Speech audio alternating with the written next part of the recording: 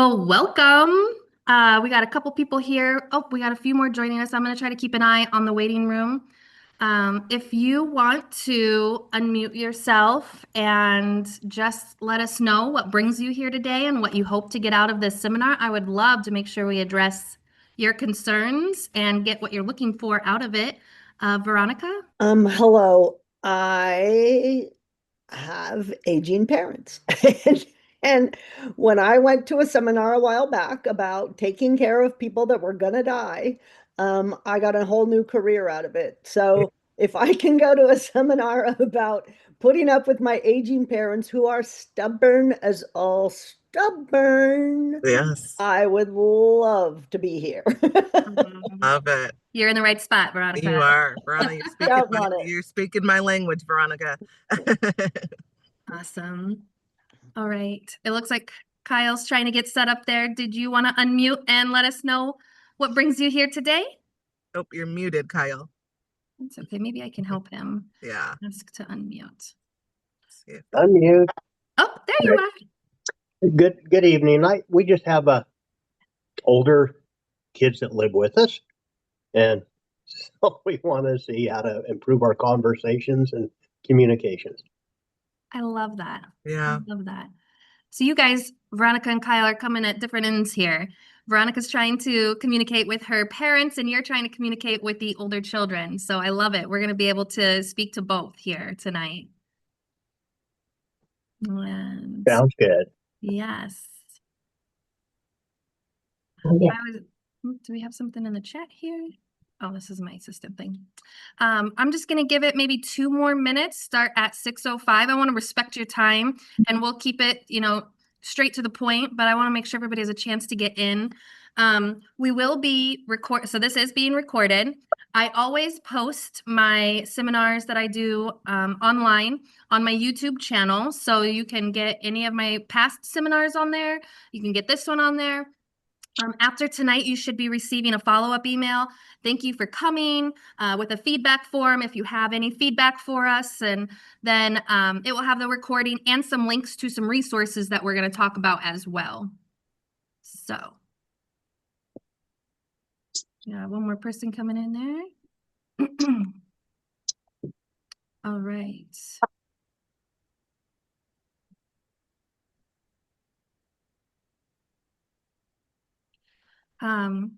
So I could share this with my brothers and sisters then, huh? Yes, yes, you can. Yes, you can. It'll be good for all. And Veronica, are you here in Benicia? I am in Pleasant Hill. Thank you, Pleasant Allison. Hill. Yeah. Okay. Very good. And Kyle, where are you tuning in from? Well, we are in travel right now, but we live in Benicia. Okay. Very nice. And Ronald, do you hear us? Do you want to chime in at all? If not, that's okay if you're just listening. Yeah, thanks. I think I'm just listening today. Okay, no problem. Joining from San Jose. Awesome. From where? San Jose. Oh, San Jose. Very nice. And are you here tonight to help with conversation with aging loved ones or with adult children? I would say both. I just want to hear what you guys have to offer tonight. Perfect. Awesome. Wonderful. All right. And I think right before you jumped on, I was letting everybody know this is being recorded and it's sent out and also will be on my YouTube channel. So you can go back and look at it. You can share it. If you have people that you'd like to share it with, you're welcome to do so as well. Thank All you. right. So you're welcome. It is 6:05 and I want to respect your time. So we'll go ahead and get started. Tonight, we're going to be talking about having the hard conversations between adult children and our aging parents. I do monthly seminars. I've been doing them for almost a year now. I've been doing them online, and I am going to be starting in 2026 doing them live in person here in Benicia at Northgate Church. So that is new information that I have got confirmed that I'm going to be kind of going through this whole series there on probably the last Wednesday of every month, again, keeping it consistent. I try to do same time, same place, but I'll do it in person during the day. So that is about my seminars. And then let's see if I can figure out how to move my slides. Got it. Okay. So I'm Allison Costelow. I am a seniors real estate specialist serving the East Bay. I help downsizing from your longtime family homes, transitioning into senior-friendly or assisted living communities, coordinating estate cleanouts and trusted vendor support, navigating emotional and financial aspects of moving. When we're talking about buying and selling homes, that's one thing. But when we're talking about selling a family home that you've lived in for 30 plus years, and you're talking about moving either maybe in with family or to a community, those are really big, scary things for a lot of people. And so I try to make sure that I have all of the latest information and resources for you. I go around and I tour senior living communities. I tour independent and assisted. I'm going tomorrow to Sonoma to tour Kosher's memory unit. And so I make sure that I have hands-on experience when I'm talking about these things, so I can tell you the look, the feel, and the smell of all the things. And I like to bring education to people because I feel like that's really lacking in this area. As people are living longer and things have changed so much, there's just this lacking communication of resources available and so on and so forth. So I try to be holistic in my approach in helping loved ones and their families. And in doing so, I network with other amazing senior resources such as Alexis, who's here tonight to talk to us. So I'll let her introduce herself. Awesome. Thank you, everyone. Thank you, Allison, for having me. I want to see your faces. So if you see me sliding back and forth, I don't need my slide to talk about myself. So my name is Alexis Ward. I'm the COO with Enable Care Management. I'm also a certified mediator. I've been in the care management space about 4 years at this point. And then the previous 12 years, I was in the home care space. So I was one of those people who was fortunate enough to find early on in my career, like almost right after college, what I wanted to do. And it's supporting older adults. It's my passion. I live and breathe it. And so I have just gotten deep in the trenches with it. Home care was my baby. Then I transitioned to care management, which a lot of people have never even heard of. And so I'm happy to be here just to share some of that insight with you all. So tonight we're here to talk about the difficult conversations. What are they and how do we approach them, Alexis? Yeah, absolutely. So the interesting thing about the difficult conversations, as you'll see them listed here, like living arrangements, driving, finances, and healthcare, what I find interesting about them is they're all very common things. They're all things that it's part of all of our lives. So the irony of it being a difficult conversation is we almost all have to deal with it in some way, shape, or form. Digging in a little bit sorry, it slowed me out there. Digging in it a little bit to like the living arrangement. So some of the difficult conversations that may come about around a living arrangement are, like Allison talked about, moving. You've maybe been in your home for 30 plus, 50 plus years, and now it's time to transition. That could be a transition you're very excited about and you're ready for. You're tired of taking care of this large house, or it could be one that you're like, I'm not actually ready for, but maybe medically I need some more support.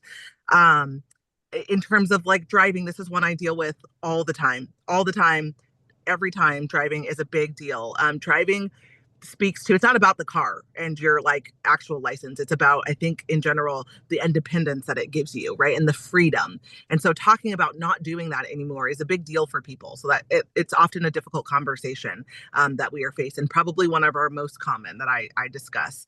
Finances are a difficult conversation, whether you're young, old, little, or big, right? It's just talking about money gives people sort of the heebie-jeebies, and not a lot of people like to plan about the future, because talking about the future gets into some uncomfortable spaces. So finances is a big topic for us. And then also healthcare. Again, these are common things that all of us are dealing with in one way or another. They just become oftentimes more common as we age. That's all, right? You might have more healthcare needs than you did when you were 30, 40, 50. Or you might have more financial things you need to look at as you age versus when you were, 30, 40, 50. So these are some of the common difficult conversations that I'm having in my mediation sessions. And they're constantly reoccurring. All right.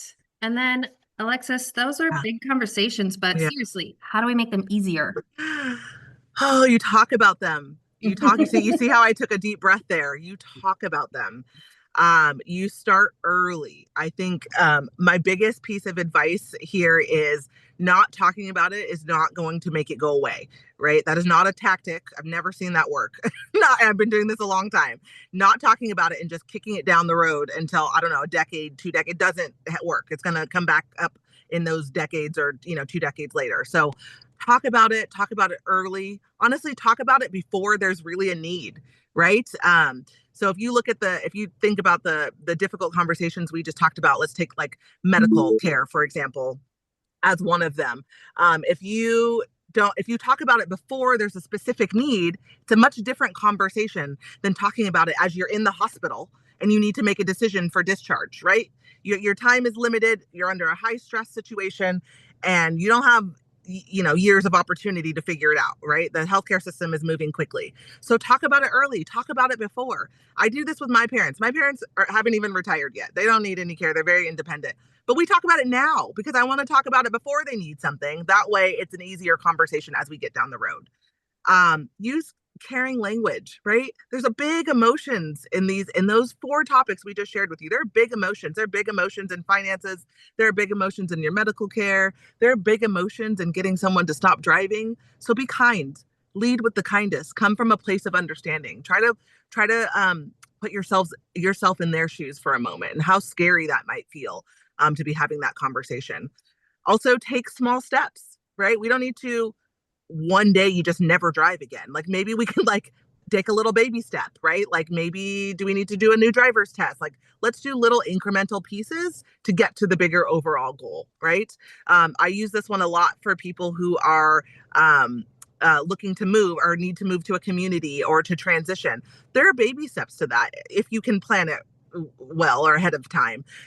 There can be like maybe you get some in-home support for a little bit. Maybe you increase that in-home support, right? Maybe you have a little respite stay. There are little baby steps that you can do before you're like selling your house of 50 years sometimes. And then include everyone. There's nothing like someone feeling like they were left out of the conversation as a decision maker or as just part of the family. This is a big one for me as a mediator when I sit down with families. Most of the time, the disgruntledness comes from a family member who feels unheard or who feels like they weren't included. And so if they just had a place to voice their concerns or their opinions, some of this could be avoided. So those are sort of like the 4 best tips I have for you, but mainly talk about it would be my number one goal. Let's take a quick pause there, Alexis, Yeah. and see if anybody has any specific questions around this. Let's give you guys a minute. Go ahead. Go ahead and unmute yourself.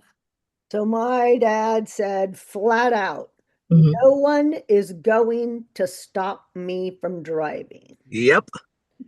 Yes. And my brother has said that he will take on the task. Yeah. And we all know he needs to.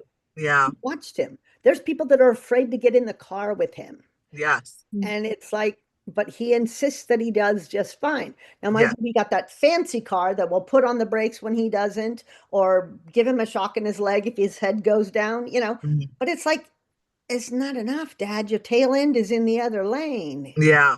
And he doesn't see it. So, yeah. Yes. Veronica, I just have to say, like, I don't know your dad, but some of the most stubborn people like seem to be our specialty. Like those are the challenges that we're like, okay, how do we have a conversation around this? And I will tell you, one of the biggest pieces of advice I can give in a situation like this, I give to all my families because they say, I hear this a lot. My mom or my dad is so stubborn. How are you? I've told him, how are you going to convince them otherwise? And typically my response to that is, a benefit of having an outside person come in or an outside person have this conversation is I am not related to your dad.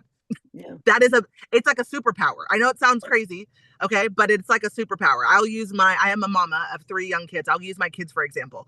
If I tell my kids to do something, it's like, it's like I'm old news to them. They don't care. They're like, whatever, mom. But if their teacher, it's like the best thing since sliced bread. Their teacher said it, it's gold.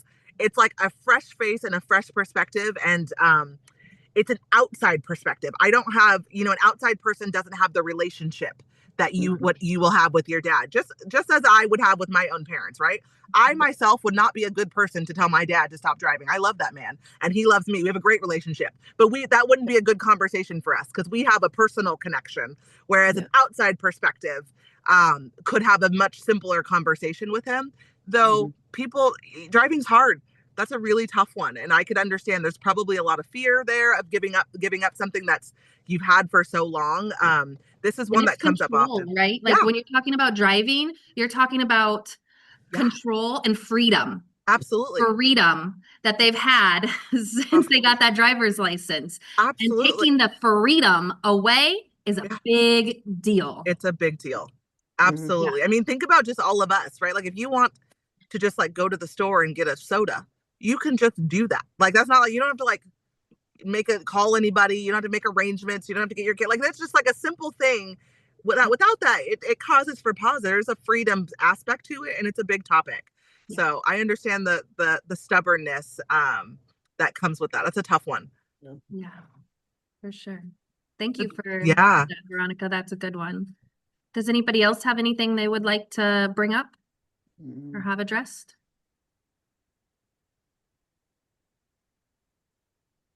All right. So I know that there's an outside source that can evaluate their driving. Have you ever worked with any of them?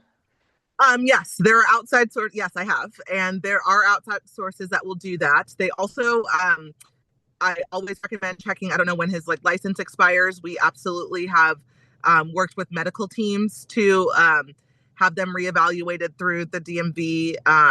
Sometimes, depending on what is going on, the circumstance, you don't even have to go back through the DMV. Your doctor will say this is not safe, to go back through. I would lean into sort of the scenario understanding. Is it almost expired? What diagnoses does he have? Because I have had people who I thought would be, I've had people who I say, just go take the driver's test and that'll rule you out. And they pass it. And it's like a miracle, and I was like, well, that backfired. So I would say, know the answer to that before you encourage someone to go do that. And I believe AARP also has some great resources on driving tests that aren't related to the DMV. So it might be a little bit easier, right? Because it's not so official. It's not the DMV that can take their license away. Yes. It's completely separate, but they will do an actual driver's test as well. Yes. Veronica, I also wanted to just say that it has been super helpful for me in the past to work with people on making the decision for themselves. So a lot of times you telling them that they need to not have their driver's license anymore is the trigger.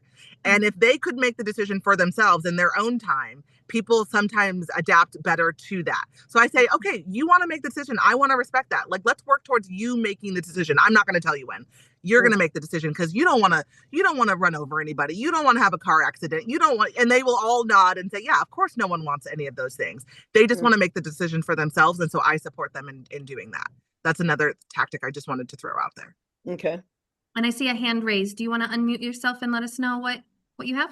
Yeah, hi, it's Julia. Thanks. I was wondering if you know any resources regarding interacting with the medical system. Both of my parents have memory challenges at this point, but they're still independent and actually live an hour away. Yeah. So I'm unable to go with them to their doctor's appointments. Yeah. But they have a lot of trouble remembering and sort of understanding what happened there. And I have access to their patient portals and I read the notes, but that's not enough. Yeah. And so is there any resource within the system we could rely on? Yeah, that's a really great question. I think we're on that tab. So you're like so tired. Oh, I'm sorry. I didn't mean No, you're perfect.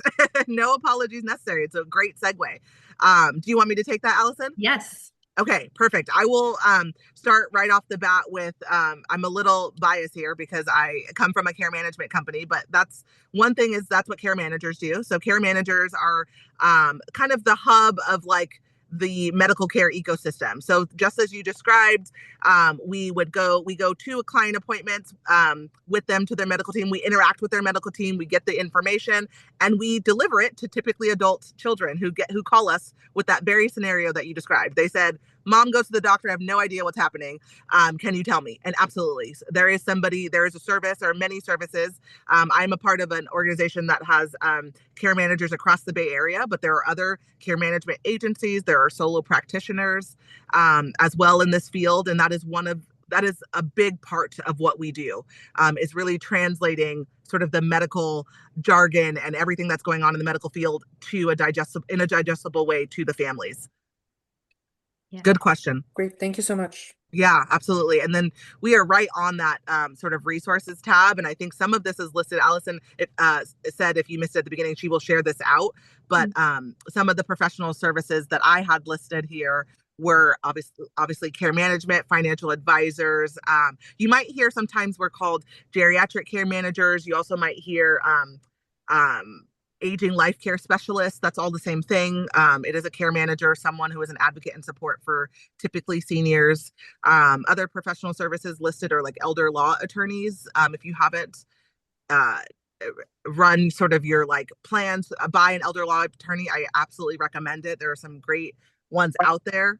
And I wanted to see and then go ahead, Allison, I'll let you go through the others. No, that's okay. No problem. Yeah. So there's a lot of community resources right here in Benicia, such as Alexis and her wonderful care management. And I team up with, like move managers and other, support groups, whether it be in the church, things such as grief communities. So if there is need for that, all different kinds of things right here in our community. Professional services, talks about elder law, attorneys. I will preach all day, every day. If you own property, if you have an estate, you need to get your house in a trust. You need to set up a trust. You need to have all of that worked out. And it will cover a lot of your financials as well. But I also will do a seminar on that as well, wills versus trust. And all day I will preach to make sure that you have a trust set up to avoid probate and all of what that means. Healthcare support. So you've got your health assessments, memory specialists, you've got your care coordinator services.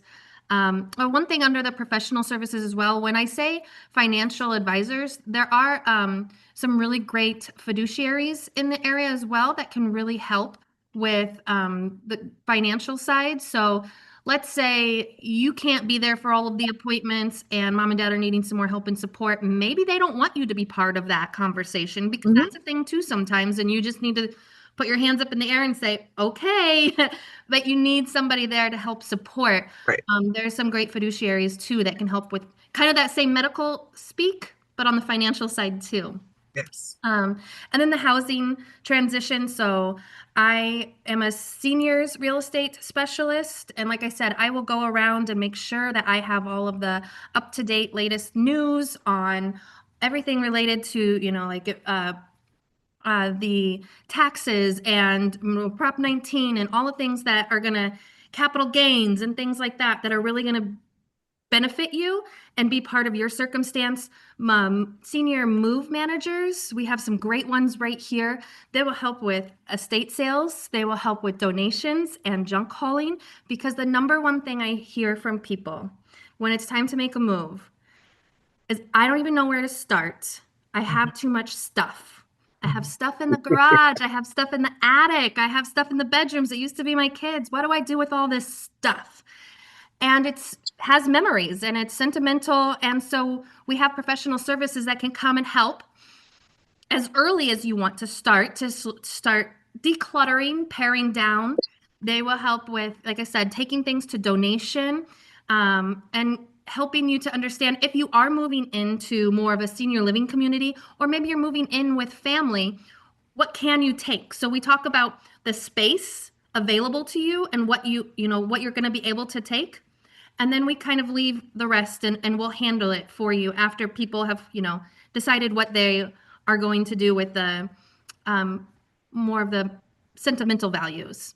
So there's lots of great experts out there right here in our backyard to help with all of these, but it's just getting the information into people's hands. And one thing that I'd like to highlight here under resources and support, one of the things that I have worked really hard on is putting together a life planner. So kind of more towards like an end of life planner, leaving a legacy. And I have started it out very specifically for our loved ones to kind of tell their story. What are, values that they want us to know and leave behind, and so that they can really get their legacy out. And then it goes into a chapter of the finances and the healthcare. And what that does is it puts you as the parent and then the child on the same team. And you guys are on the team against the book. So the book is asking the questions, and you guys together are helping to come up with the answers. And that's a really great strategy to have a book, even if you already know the questions you're trying to get answered. If you're not the one asking and it's in a book right in front of you, it's a different way of approaching it. A little bit more, like I said, you guys are on the same team versus you looking at them and asking the question. It's, oh, well, the book is asking, we need to fill this out. What do you think? And it's approaching it differently. So I will also add that in there. I've created one. There's many on Amazon, but that's also a really great resource for easing into those conversations. Yes. Let's see. And then, so the key takeaways for today, difficult conversations are necessary and become easier with practice and preparation. So starting as early as you possibly can. And like I said, sometimes having a mediator or a planner or something to kind of be that in between, so you guys can be on the same team, if you will, and planning this together versus kind of against each other and having friction there. Planning ahead, being proactive, definitely builds trust and then provides peace of mind for everyone involved. I know myself, my parents, we have filled out a planner, and I know everything that they want, their needs, their wants and desires, and I can rest easy knowing that if something happens, we're not going to have to scramble. We also have it set up so that I'm an only child, but if something were to happen quickly, I am dedicated as their power of attorney so that I can make medical decisions on the fly if I needed to. We're not going to have to stop and work through having paperwork done when we're in a dire need situation. So having those things set up ahead of time can really, really help in a crisis moment too. And then just seeking support. You don't have to navigate this journey alone. Many resources exist to help families out there. It's just finding them. So myself or Alexis, you're going to have our information. We're always here for you to help provide support. If we don't know the answer, we will find it for you or get you in the hands of somebody who can help you. And we won't let you navigate that alone. And then last, I just wanted to make mention, I do these seminars monthly. So my next one coming up is also the end of September. I do them on the last Wednesday of September at 6 p.m. This one is going to be on understanding reverse mortgages for moving or for aging in place. Sometimes people need extra funds to age in place to help cover healthcare, home health, or utilizing it to move, to downsize, or moving into a community. So we're going to talk about that and how to utilize that. The reverse mortgage has changed a lot over the years. And so kind of get that new updated information out there on how it can best serve you in multiple different ways. And then if you want to book a session with myself, if you have more questions about anything, you can always go to my website. You can email me, call me, text me. You'll have my information, and Alexis as well. Her email and phone number and everything will be in our follow-up email. So if you need more information from her or resources, we will be here for you. Yes. Yes. Is there anything Absolutely. else you'd like to say, Alexis? I don't want to. No, I just want to say thank you. That was really great and really good questions. Thank you. Thank you all. Please, like Allison said, you'll have access to my information. If I can just answer a question for you, it's sincerely my passion. So I'm happy to just guide you or give you a resource or point you in the right direction. Absolutely. Does anybody else have any last questions or? Anything we can answer for you? No? Look at that. All right. Wonderful. I don't have a question, but I just wanted to say thank you for this information. My mom mentioned that she wants to retire in June. And so I would love that for her, but I'm also concerned about just like, being able to help her being able to maintain the lifestyle that she has right now Yeah, with retirement income. So I appreciate you guys for hosting this and making yourself available for further information. absolutely. Yeah, thank you so much. Do you already have the reverse mortgage event up on Eventbrite? Yeah, so if you are already in my database and you got information on this, you'll get information to the next one as well. Yes, So, Oh, okay. I'm not sure if I am, but probably am after. So thank you. absolutely. Not a problem. Yeah. awesome. All right. Well, thank you so much. And we Thank can get you. right on time, kept it right at 30 minutes for you, short and sweet, so that we can get on with our evening. So thank you so much for joining us. Again, Allison Costelow, Senior Real Estate Specialist, and Alexis Ward with Enable Care Management. And thank you for joining us tonight. Thank you. Bye-bye.